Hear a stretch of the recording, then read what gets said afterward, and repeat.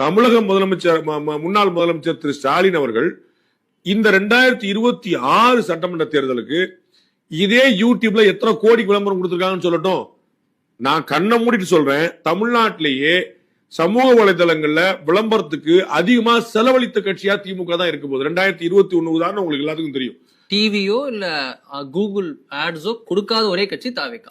ஆமா, திமுக ஐடிவிங்னு ஒண்ணு இல்லையா? திரு டிஆர்பி ராஜா என்ன போஸ்ட் வச்சிருந்தாரு? அதற்கு முன்னாடி இருந்த பல பெருமக்கள் என்ன செஞ்சிட்டு இருந்தாங்க? அப்ப எல்லாருமே என்ன செஞ்சாங்க? அப்ப ஐடிவிங் எதுக்கு? பிடிஆர் பழனிவேல் எதுக்கு ஐடிவிங்? அப்ப வந்து சினிமானால திரு விஜய் வென்றார் என்பதோ, இன்ஸ்டாகிராம்னால திரு விஜய் வென்றார் அப்படின்னு சொல்றது சரியில்லை. அதிமுக திமுக வேண்டாம்னு மக்கள் கருதுனாங்க. இதுதான் பிரதானமான விஷயம். அதுதான் ரிசல்ட் வெளியே வந்திருக்கு.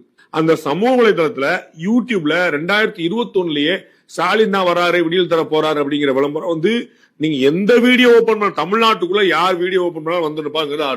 இந்த முறை ஸ்டாலின் தொடரட்டும், தமிழ்நாடு வெள்ளட்டும் போட்டு மாறி மாறி மாறி மாறி வந்து ஓபன் பண்ணா அது இல்லவே, அது ஒரு பிரச்சனையே இல்லைங்க. சிலர் வந்து எப்படி போட்டாங்கன்னா, இதனாலேயே நெகட்டிவா போனாலும் போயிட போகுது அப்படின்னாங்க. நம்ம இதுல கூட போட்டுதாங்க நினைக்கிறேன். தொடர்ந்து அதே வந்து அதுவே ஒரு பெரிய இரிட்டேட் ஆயிருமோ அப்படிங்கிற மாதிரி சொல்லிருந்தாங்க. அப்ப அவ்வளவு தூரம் ஸ்பெண்ட் பண்ணாங்கல்ல, அப்ப என்னாச்சு? அப்ப மக்கள் யாரை நம்பினார்கள், ஏற்றுக்கொண்டார்கள் கேள்வி. அதற்கு சோசியல் மீடியாவும் ஒரு டூல். அப்ப நாமளும் இன்ஸ்டாகிராம்ல பயங்கரமா இறங்கிட்டோம்னா எல்லா மாவட்டத்திலும்